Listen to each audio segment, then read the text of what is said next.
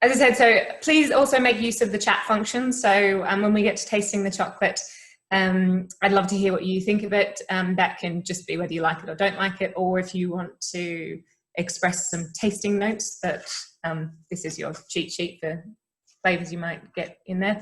And just to remind you that there are no wrong or right answers. So the format for this mystery tasting, I thought that it would be, as many of you have been on my chocolate tours before, and I think all of my lovely chocolate team, including Lou, whose voice you just heard, on the call as well. So that's very exciting. I miss you all. So you might, if you look at faces, you might see someone you recognize if you've been on the tour and I wasn't your guide. Get to the point. It was that because you've probably all heard how chocolate's made before, on these versions of the calls, I won't go through that because I'm hoping we can do this every month with different chocolates, and I think it might get a bit repetitive. But if any of you have any questions, my aim is to get through all 5 chocolates in 40 minutes. So those of you who want to go and enjoy the sunshine can skip away then.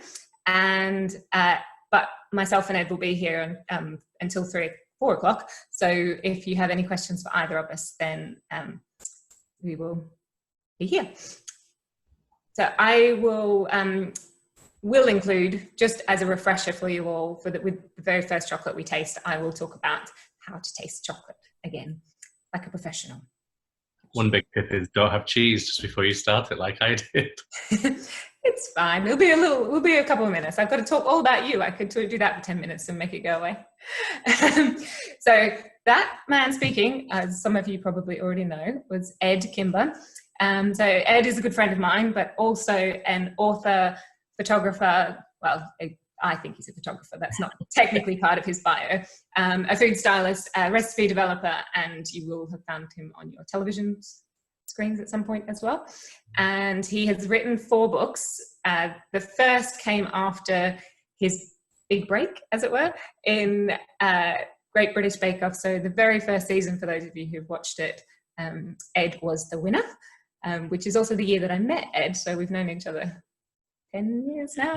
It's the same when I moved to London. I wrote part of my first book in Jen's kitchen, so you did.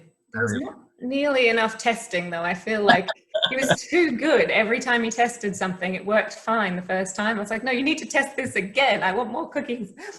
So that was when I met with my friend Claire. Ed stayed with us for 5 weeks. Great. And the 4th book of Ed's is called One Tin Bakes, and it is out this Friday. I think he's off to get the copies to show you. Every recipe in this book is made in one single tin. Yay for the environment and washing up. I think you might need some bowls to make some of the things. It looks amazing though, and BBC Good Food magazine called it a joy. A rare joy, which was very sweet. A rare joy. So Ed is also going to be tasting the chocolate with you all today. I thought it'd be fun if you could see his reactions as well, and he will get to talk about his reactions, but you can just type all of yours. Does anyone have any questions or feedback so far? You all know how to use the chat function. You can show me with your thumbs up. If you scroll down to the bottom, there's a button called chat. So if you want to say anything beyond a thumbs up, it's easier there. Yay! Thanks, Tom. You can also message people privately as well if you'd like to. If you've seen someone you know and you want to say hello, or maybe you want to use your phone for that. Excellent. Has anyone broken into their chocolate already? No. Oh, you're all so well behaved, at least, or not admitting it. One of the two. I'm just going to scroll through to the next page. Wow. Okay, there's 3 full screens. I wish I could see you all at once. I can't. Okay, so the very first chocolate is the one with the gold sticker, the 2 circles, which may or may not have arrived intact. Next time I'm going to bubble wrap them, so that if they're this thin, apologies if they're in pieces, they will still taste as good. So if you've been on a tour with me or to another tasting, you might know that to taste chocolate properly, you need to use all of your senses. So if you want to cut into that one and get it ready, this is the it smells so good. So the first thing we want to do is to have a look at the chocolate, and this is the way that we judge chocolate for the Academy of Chocolate Awards, the International Chocolate Awards, which is not necessarily the way that I eat chocolate all the time. I'm often just shoving it in. But for this process, for these 5 chocolates, I'm going to ask you to taste it in this manner. So firstly, you want to have a look at it. So because this chocolate came in a bag with other chocolates, it might have a few crumbs on it. But you can always rub your finger across a chocolate, and that will give you the idea whether it's still shiny underneath or if it's badly tempered. So the process of getting chocolate nice and shiny is tempering, which Edd is a pro at, but you've probably seen on lots of programs like Great British Bake Off, where you have to heat it, cool it, and heat it again. And if you don't do that, one, the chocolate doesn't come out of the mold, which is really annoying, especially if you've already added the filling.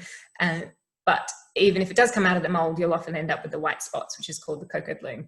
You do have cocoa bloom chocolate, still good for baking with, or hot chocolates, just won't taste quite as good. So I'm hoping that it wasn't too hot when I posted out your chocolate, so none of you had chocolate that's melted and gone hard again. So hopefully you're all perfectly tempered. So nice and shiny, nice shade of brown. The next thing to do is to listen to the chocolate. Yes, I'm going to do it again. Close to your ear. Eat me. I'm sorry. I do that all the tours. It never gets old. If you want to snap it. Oh, it's too warm in this room. It should have clicked. Mine did not click, but that's because it's like 26 degrees in my kitchen. You get a nice clicking sound? The best time to smell the chocolate, which is a very important part of the process, is straight after you've snapped it. So breathe deeply. Or you can even do like a couple of short, sharp sniffs and then one long one. My apartment is always too hot, so keeping chocolate in temper I think it's about 32 degrees in my kitchen right now. So yeah, mine's not slightly tempered, but it's not fully out of temper yet either. It's not bloomed. It hasn't got any sugar crystals on it. No, that's, I think, the same as mine. It's kind of bending, but yeah, I have a larder fancy in my house, which is just a room that's slightly colder. So your chocolate was kept in there before it was sent to you. Okay, tasting. Sorry, this is cruel. Okay, so go ahead and take a piece this big or smaller, if you prefer, and pop it in your mouth, and then try not to chew too much. So chew it a little bit, and then suck on it like it's a sweet, like it's a piece of candy, and put a tiny piece in. So.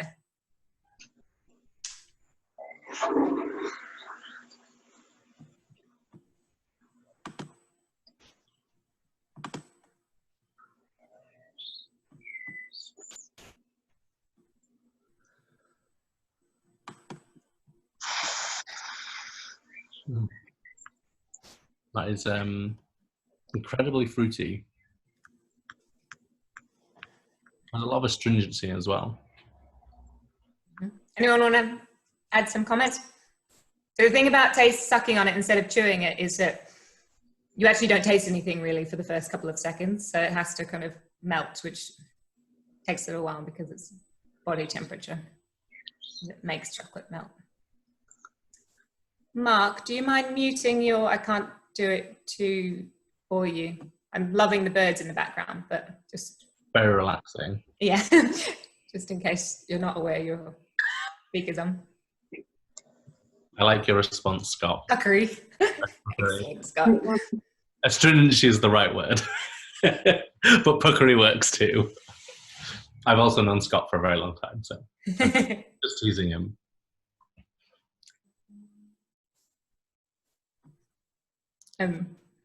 Espresso and brown sugar. I've done very many tastings with Jen over the years, and I'm not going to say it yet, but I can hazard a guess as to what chocolate this is. Or at least where it's from. Ooh. Okay. Okay, well, let's do a thumbs up if you like it. So let's get reactions, please. If you would prefer to do just a physical thumbs up, and because it's easier, that's fine. Not everyone. For the people who didn't like it, I would really like to hear what it was you didn't like. I'm just always intrigued. It's not a dislike. It's a bit sweet for me right now for some reason. and all that I can taste is the sugar. Oh, interesting. KS, really? Interesting. Drier. That's an interesting one. Yeah, it definitely finishes quite dry because it's got that astringency to it. It does. It's so who wants to hazard a guess as to a percentage of this chocolate? So I'm going to talk about allergens in a minute. This does only have cocoa beans and sugar, so it's not a flavored one. 70s, well, 65 to 80, lots around 70, 75. My guess would be mid-70s. 60.44. Nice, Ian. There's a lot of people who've done very well here. I'm impressed. So this chocolate is a 75%. Now, does anyone want to guess where it's from? Origin? This is, sorry, Ed? I definitely have a very solid guess, but I'm going to let other people guess first.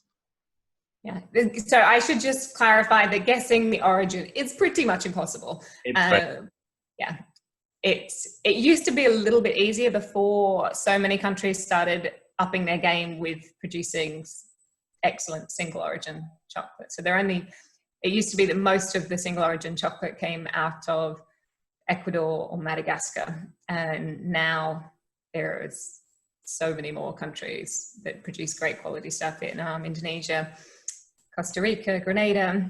Actually, I should have included Grenada in the first one. Ireland. I meant the origin of the beans. All of the bars that we're tasting today were actually made in Britain. Ecuador. No one's got it right yet. No, really? Yeah. My guess was going to be Madagascar. Was it going to be Madagascar? It does taste very much like a Madagascan chocolate. It has a classic kind of fruity profile that you would have from one of those chocolates. It does. So big reveal. Otherwise we won't get through as promised in 40 minutes. You might see now why this one has a gold star and why I chose it. So this is the chocolate. You see? This company's The Chocolate Tree is based up in Scotland in Edinburgh.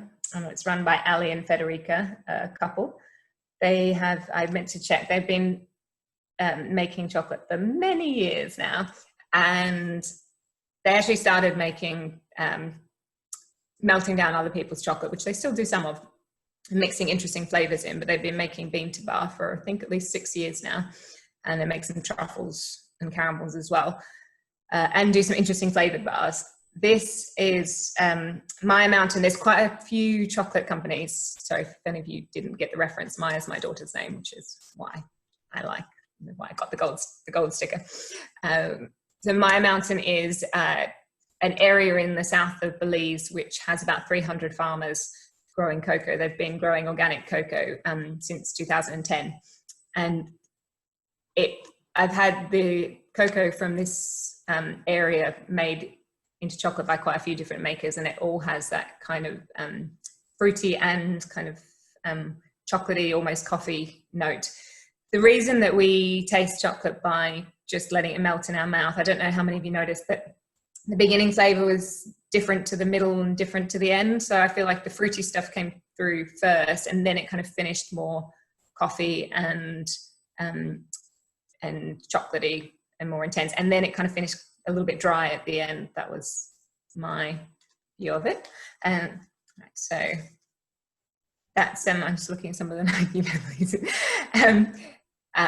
Their salted caramels are really, really good. Does it have a specific bean? So these are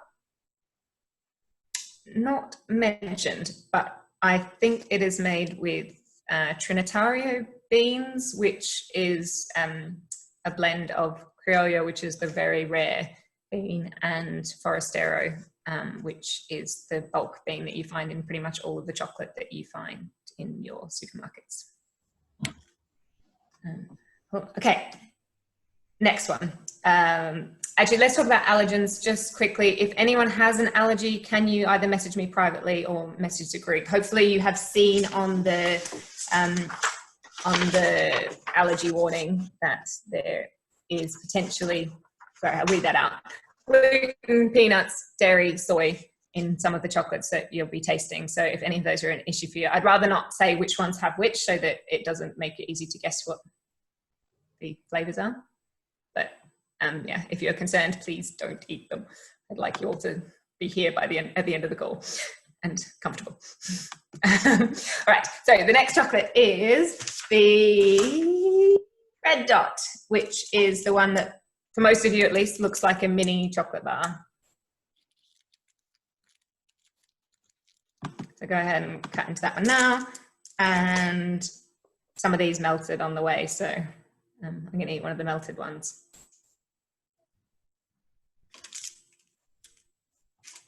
You might sometimes notice that chocolate has a reddish tinge to it as well, which is based on the beans.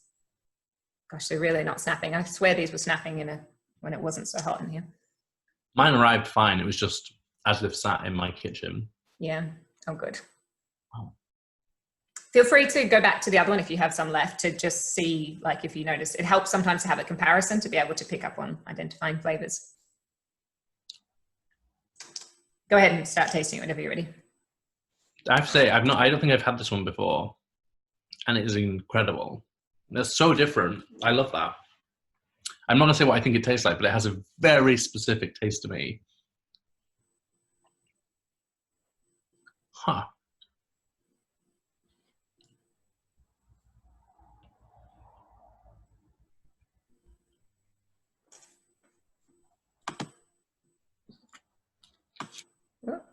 I'm just about to reply to somebody. Yeah, I know that whole, if you had some left. So I'm just replying to somebody about getting allergens.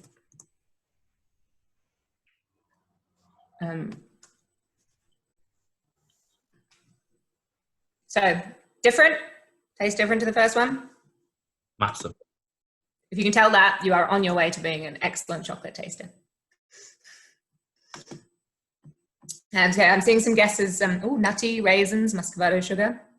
I've always found it really interesting when you have people doing a tasting, how everyone will taste very different things. The idea of peppermint, like someone said, and then caramel, it's such different notes, but all in the same thing.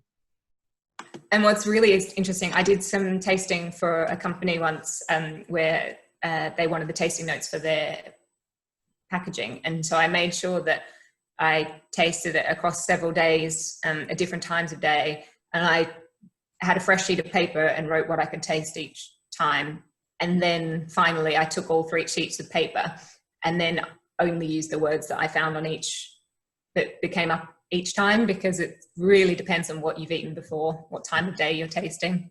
So particularly if you're having like 100% chocolate, it actually, once you get used to it, it can taste pretty good earlier in the day, but after dinner, it's just a bit, unless you're normally drinking espresso after dinner, in which case you might find it quite pleasant. Treacle, licorice, big raisins. Wow, everybody's getting so many flavors from this. I love it. It was massive raisin, like huge dried raisin, like literally tastes like kind of a mix of kind of like peanuts and raisins, like a fruit and nut bar almost. Mm-hmm. My first thought when I put it in my mouth, like the very initial taste though, was kind of like bread and butter. I don't know why, it was just that kind of like yeasty note. But then all the fruit, yeah, the raisins, currenty kind of flavor comes out. I obviously get to cheat because I have the tasting notes that the company provided. I should have said for the first one, did they give tasting notes for the first one? The first chocolate, the chocolate tree said, no, they didn't provide, there's no tasting notes that I can see for that one. But there is a tasting notes written by the, are you ready? Did we do the thumbs up? I've already forgotten. Did we do thumbs up? Can you do it again? Yeah. Thumbs up, hey. It's so nice seeing your faces. Okay, that was to all of you. This is the chocolate. Oh, did we guess the percentage? No. Tell me, higher or lower? If you think it's higher, put a thumbs up. If you think it's lower, do the clapping. I don't know why that, but it's just. So lower, clapping, most people lower. You are all of you clapping are correct. So this is a 72% from Duffy. You might probably have had this chocolate before at some point, Ed. Oh yeah, I have to say Duffy he's one of the best British chocolate makers going. And if I was in a store and there was a whole bunch of bars and I wanted to buy something and I didn't recognize anything, but I saw Duffy's name, I would buy it in a heartbeat because his stuff is always incredible. He does a bar. We're not tasting it, my favorite, the one I told you about yesterday, with the things in it. In case we are tasting it, I don't think we are tasting it, but it has smoked sea salt and cocoa nibs in it, and it's just milk chocolate. It's a dark milk chocolate, and it's one of my favorite chocolates of all time. It's incredible. Yeah, I didn't choose that one because I wasn't sure that we could get it with having a proper distribution of the nibs and the salt. But I'll chat again to Duffy, and maybe it'll come up on a future tasting. So this is Duffy started making chocolate in 2010, and then in 2011, so within 12 months, he'd submitted this as his first bar to the Academy of Chocolate, and it won a gold. And not only that, it won the Golden Bean. So that was the first year that we gave an award across all of the categories of bean to bar chocolate, and gave it a Golden Bean. So we've been doing that every year since, or every year the awards have run, which was every 2 years to begin with. So yeah, this is the winner of the Golden Bean, and it's a really rare bean from Honduras, and sometimes he'll only get 25 kilos of bean in a year. So it's often a limited edition. Yes, we adore it too. Yeah, it does actually taste like, the good thing about really good quality chocolate is it often tastes much lower percentage than 70%, because the most of the 70% you buy in a supermarket has over roasted beans, which is a bit like having espresso from a standard coffee chain, which is really intense, versus one from an artisan coffee shop, which is much more palatable. Unless you hate espresso, and then it's not. So this Duffy's taste profile description says strong dark chocolate with sweet currants, tangy orange, and a raisin and coffee aftertaste. So some of you are very good, unsurprisingly, including Ed. I probably had this many times before.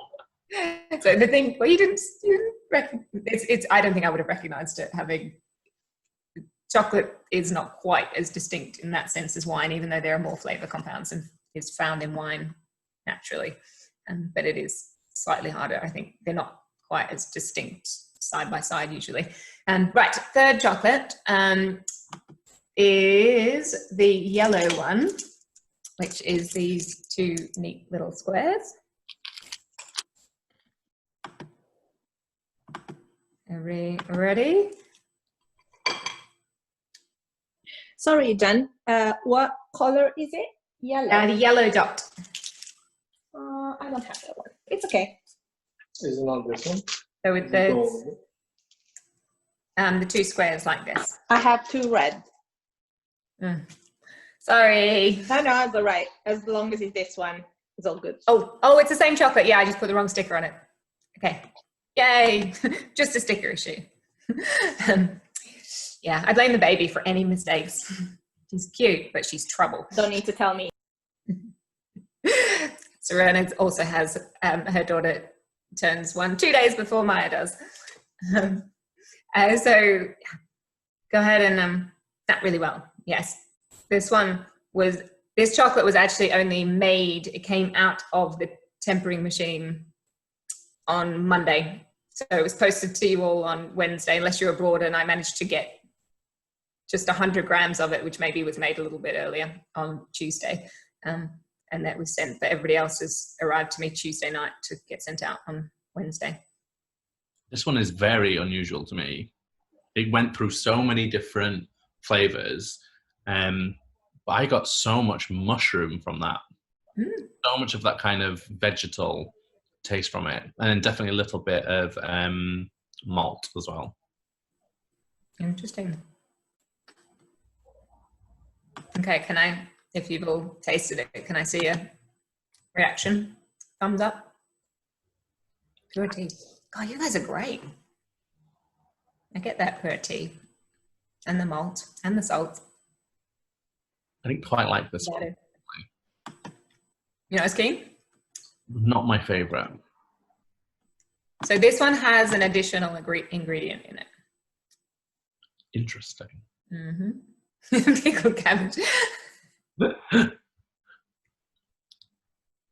get the licorice at the end for sure. I've been munching on this one a little bit today.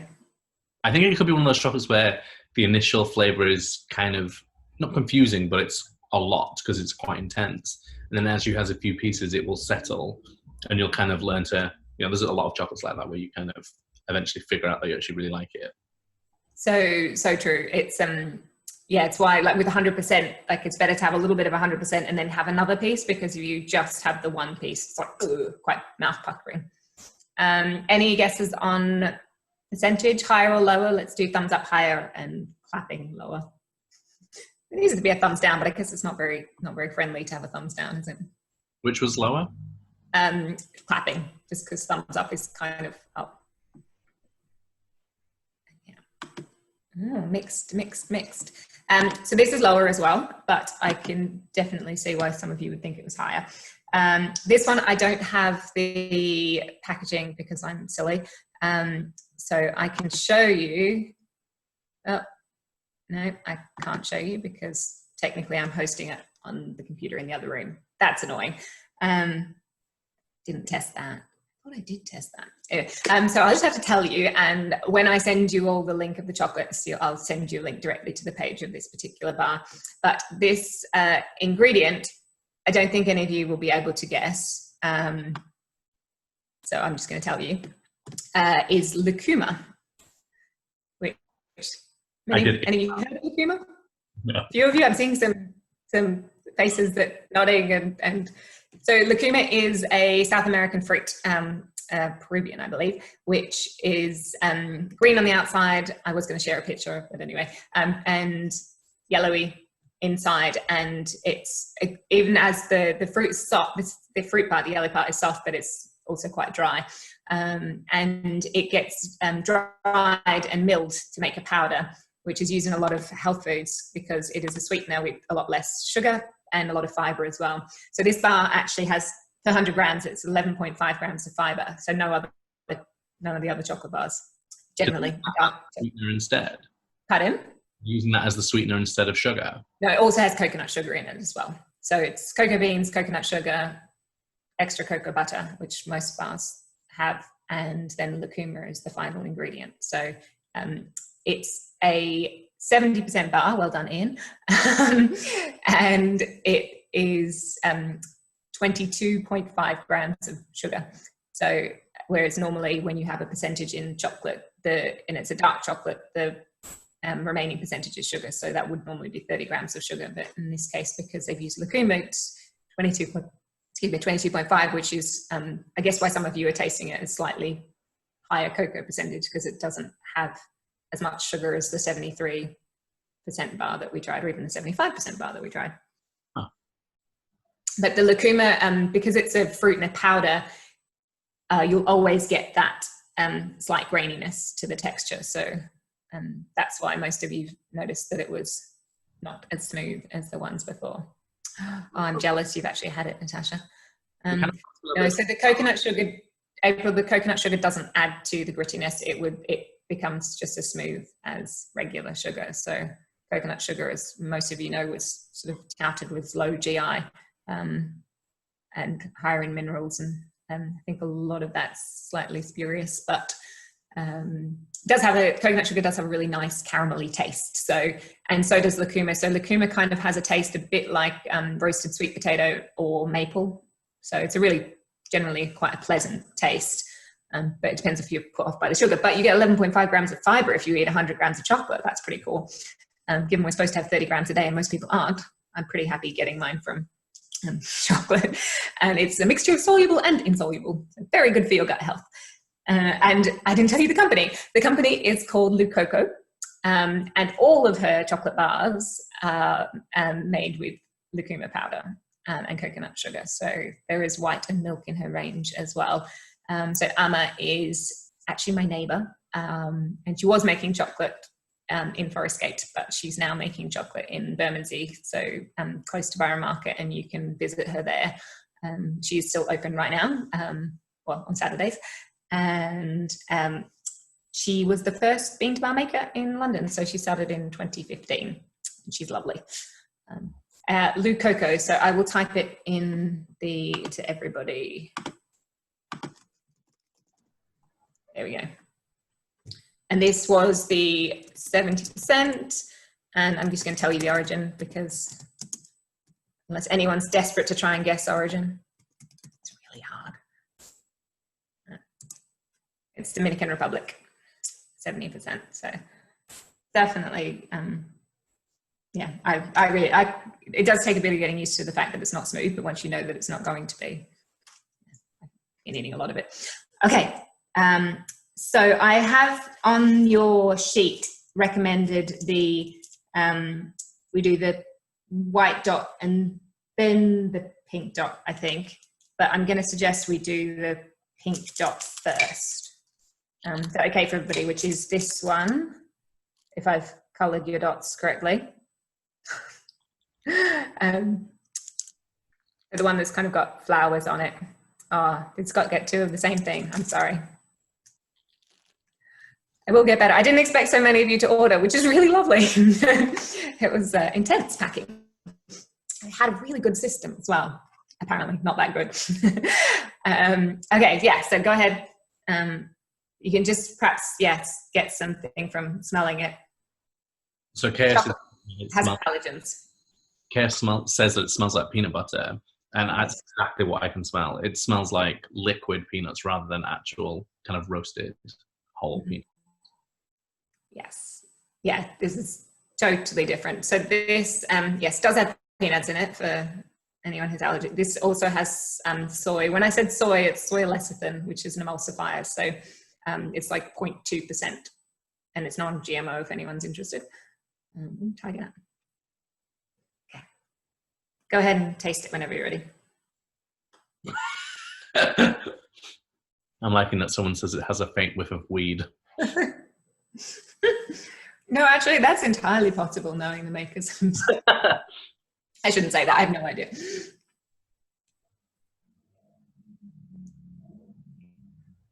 People seem to have really got the taste of this. They all seem to have a very similar opinion of what it tastes like. Mm-hmm. Oh, you guys are good. It's funny often when there is salt in something, people pick up on like fudge as a flavour, because most fudge has salt, but it is really fudgy just generally.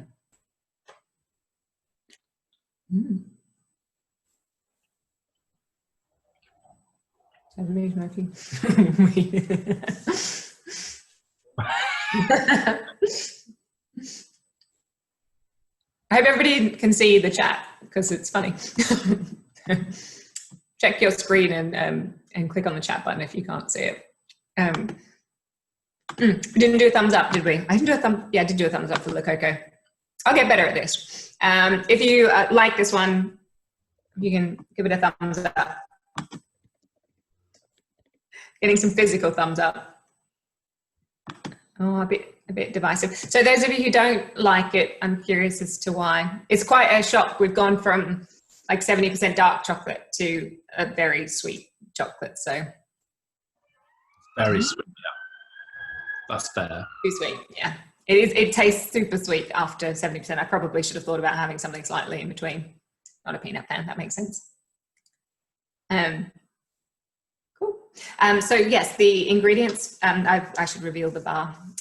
So you probably noticed that there's no cocoa powder in this one. So white chocolate is should just be made with the fat from the cocoa bean, which when it's hard, it looks like this. It's a cocoa butter, which you get in moisturizers and lipsticks and things, which does actually smell like white chocolate, but on its own without sugar or anything else added to it. It's pretty hideous. But that, if you use proper good cocoa butter, you'll get a cocoa flavor even in white chocolate. So yes, white chocolate. This is salty peanut, also called Tahitian nougat.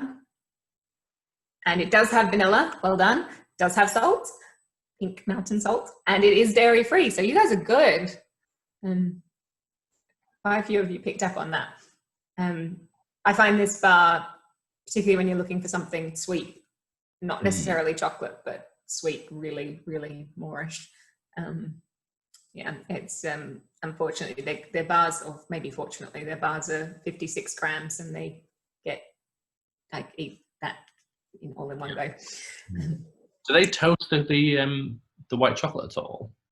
Pardon? Does it have any toasted white chocolate in it, like the roasted? It just has a slight roasted note, like it's not just peanuts and white chocolate. Yeah, I know what you mean, but I think it might be coming from the roasted peanuts rather than from roasting the chocolate. So I should say, pardon? Just from the colour as well, it has that slight caramel colour. Yeah, I think that's from the peanuts. But I should have got them on the call. They might be here. I don't know. I can't remember the link. So this business is also run by a couple. So Bob and Iris down in Dorset run Selkiki, and Iris made her first bar of chocolate in 2000. So they've been making bean to bar for a really long time as well. And it was a white chocolate, which they still sell. It's their barley white chocolate, and it is incredible. But Iris has been a vegan for decades, and Bob and their kids are all vegan as well. So all of their chocolate that they make is vegan, and so is their place where they make it's all runs on sustainable energy, and this is all compostable packaging. So it's a very, very ethical company. In fact, all the companies that we are tasting today are very, very ethical and care a lot about the environment. The Ali and Federica from the first chocolate there, I sent them the invite and got an out of office saying that they're in the woods with no Wi-Fi but a better connection for the summer solstice. So one more chocolate to go. I haven't quite made it into 40 minutes, but hopefully you can hang around for the last one. The white chocolate. This one.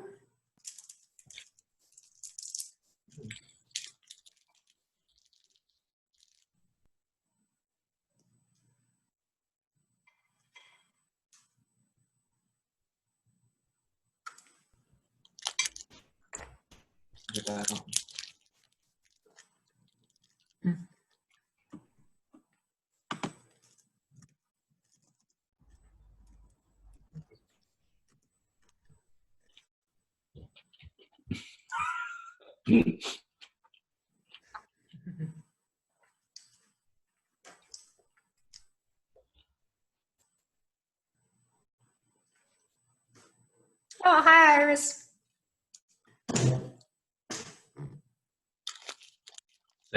This is definitely one of my favourite bars. I've had this many times from one of my favourite makers as well. Well, there's original. Yes, it does.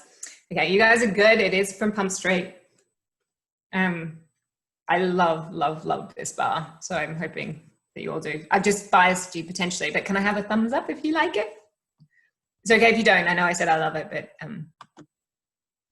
I love all of the bars I sent you, Asha. Otherwise I wouldn't have sent them to you. But there's something about having crunch that just like triggers all the happy memories of chocolate bars from when I was little. That makes it extra, extra delicious.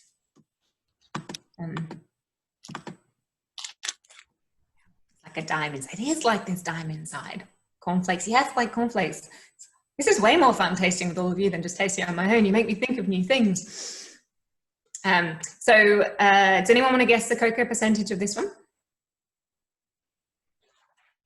So the last one, in answer to the question, if anyone didn't see the question and the answer that already came through the chat, was the Selkiki bar. The 33 refers to the cocoa percentage. So although this is a white chocolate still has to have a cocoa percentage because the percentage includes cocoa butter as well.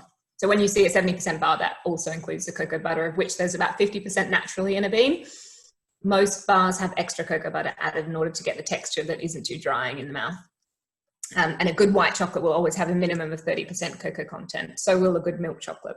So a milk chocolate is usually 30 to 50%. After that, it starts getting called a dark milk. And so a good white chocolate is usually 30 to 45, I think is the highest white chocolate percentage I've ever seen. It might be higher actually. But yeah, so that's what the percentage meant there. So guessing percentages, 45, 50, 45. Okay, so here's my question. Do you think this is a milk, dark or white chocolate? I'm not answering because I have some of this in my flat at the moment. The percentage of dairy milk is 26% and of Bourneville is 36%. I find the percentage in Bourneville fascinating because it's a really good explainer about supermarket chocolate and classic chocolate profile, and the fact that we think of that as a dark chocolate when all it is very roasted beans. That's why if you open a bar of Bourneville, it's so dark looking because it's been over roasted, but there's not much cocoa in it at all. Yep, and it's really super sweet as well as being bitter. So much sugar. This like strange dichotomy. There's like so much sugar when you suck on it, but it's also like got this bitter intensity to it. Milk, white. See, most of you think it's milk. Yeah, it really looks like milk chocolate, but it is a white chocolate. So it is Palm Street, as many of you guessed correctly.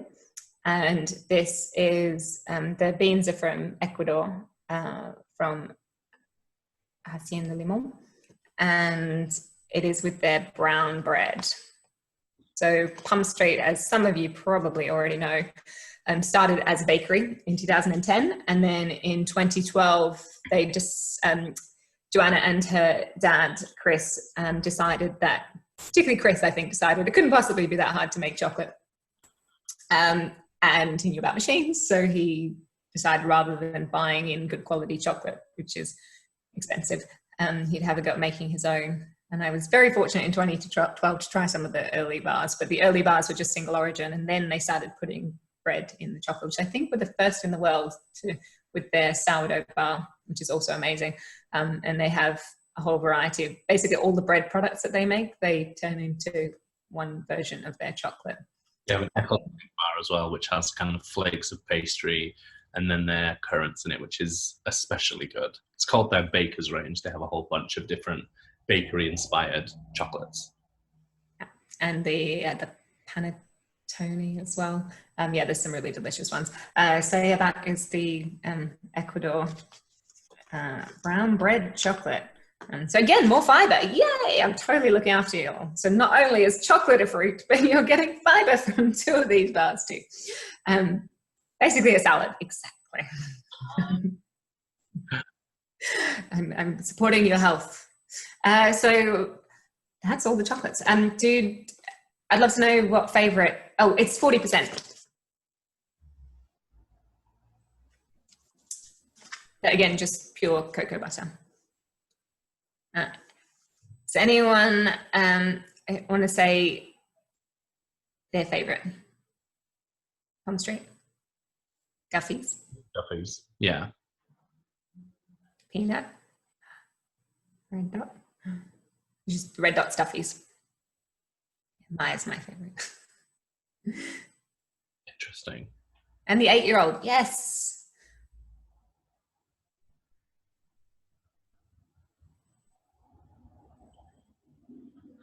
I'm just reading now, sorry.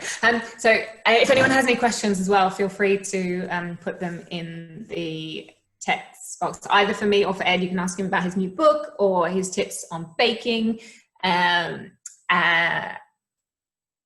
Oh, brown bread ice cream. Yes, I think I've had brown bread ice cream in a restaurant as well. It definitely has the same note for sure, because you do the same thing. You toast the bread in little pieces to get it really enhanced in flavor, and so it goes super dry, and then you mix it into, in that case, you'd add it to the base and soak it in, and this adding it to chocolate. So it has really similar flavor, definitely. Divided house. So I did have one question come through on email first about chocolate and terroir. So as you hopefully noticed today, if you didn't already know, that you get really quite strikingly different flavors just from having cocoa beans and sugar. And there's a variety of reasons for that. Some is the type of cocoa beans that's used. Some is the method, so the temperature that it's roasted at, the time that it's for, and then how long it's ground or conched for. I went to the Academy of Chocolate conference a few years ago. So the short answer is I don't know definitively whether terroir makes a difference. I believe it does, and there were strong arguments from a cocoa farmer who lives in Ecuador and has beans that they say they take from the same nursery and grow some in really volcanic soil and some lower down in non-volcanic soil, and they think that the beans taste exactly the same. So they think the beans taste totally different. So they think terroir makes a huge difference.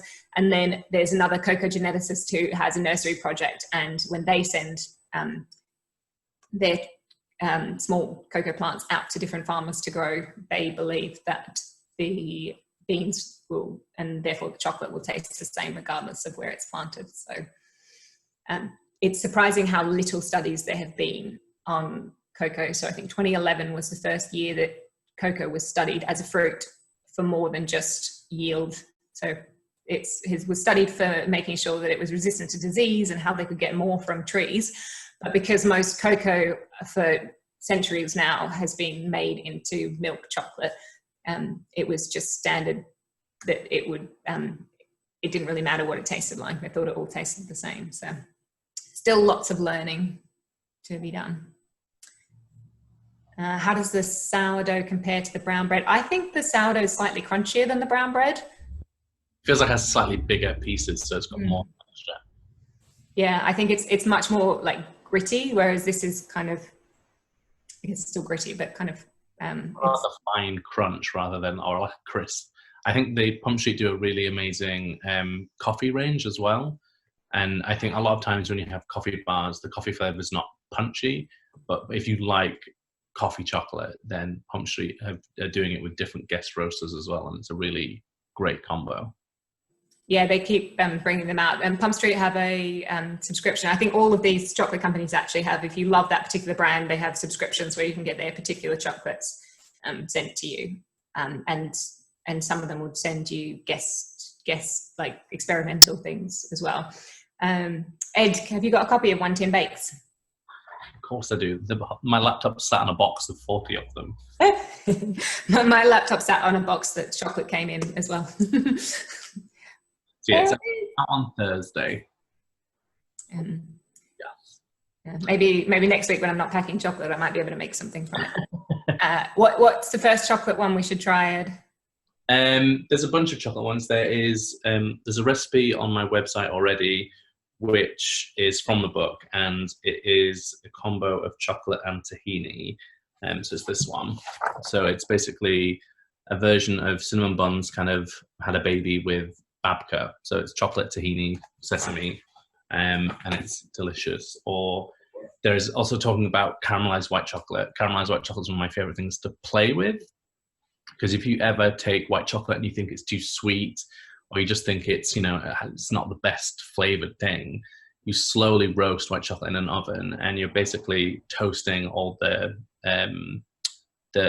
milk solids in there, and it becomes this most delicious. I joke it tastes like posh Caramelak, and so that is one of my favorite things to do with white chocolate. We were going to talk about this actually, about cooking chocolate or chocolate used in baking. And if you want to use a really good chocolate, I think in the UK you have 3. I mean, you can use any of these to bake with that aren't flavored. They would all be delicious. But Pump Street make their own. Actually, give me 1 second. I'm going to go grab a bag. So while Ed does that, I just will answer the question earlier about what to drink with chocolate. So for judging, we always just have water, because whatever else you drink with it, if you're having wine that's quite bitter, then the next chocolate will taste sweet in comparison. However, just for pleasure, so many different drinks work well with chocolate. So, and surprisingly, some work. The same chocolate will taste wonderful with wine, but horrible with beer, and wonderful with beer and horrible with wine. So it's a good idea to have lots of different chocolate, and then you'll find one that matches your drink. And tea works as well too, because it kind of cleanses your palate. The tannins kind of dry it out, ready for eating more chocolate. I find I consume more chocolate when I have tea alongside. Sorry, Ed, go ahead. Pump Street sell bags like this, and they have what's called their Calais. It's like a chip, They're great for baking with. And then the other one I use is Guitard, which is a San Francisco brand, which is harder to get as a customer in the public, but they do sell big bags like this, which you can buy. So if you bake a lot with chocolate, that's a good one. Or there's another British company called Allergens. They've got they're kind of newer to the commercial, customer-facing brand. They mainly sell to restaurants. They make some nice stuff as well for baking with. So they're kind of the three that I use at the moment in the kitchen. Right. What was the last one I was reading? The messages. Islands. Oh yeah, cool. And also Chocolate Tree and a few of the other makers. If you contact them asking for a kilo, many of them would oblige. So I know a kilo sounds like a lot, but when you buy a kilo or 3 kilos from these companies, it works out less expensive than the standard ones you buy in the supermarket, and it's much better and, dangerous to have in the house because you just open and eat another one. I've got. On a purely cost basis, so this is the one I know the price of best, but it's not dissimilar to a lot of others. So if you were going to a supermarket, the average 100-gram bar is going to cost you about £2.20. Probably more these days, it's going up. And the quality is harder to judge, especially if you're buying from one of the bigger brands. Some of them are not very good anymore, let's say that. And this, if you're buying per kilo, would generally be either just below that per kilo price. So you'd end up paying less. If you bought 10 bars in the supermarket, buying a kilo of a good quality chocolate is often cheaper. So if you do like baking with chocolate, then often buying it at the supermarket is the most expensive way of buying it, and also often just not the best in terms of getting something delicious and good quality. Yeah. So for those of you not looking at the chat, Iris from Solkiki is on the chat, and she's offered all of you a 10% discount if you'd like to buy anything directly from them, and it's Love Solkiki 10. There's another question further up. Chaos, the combining bread with chocolate.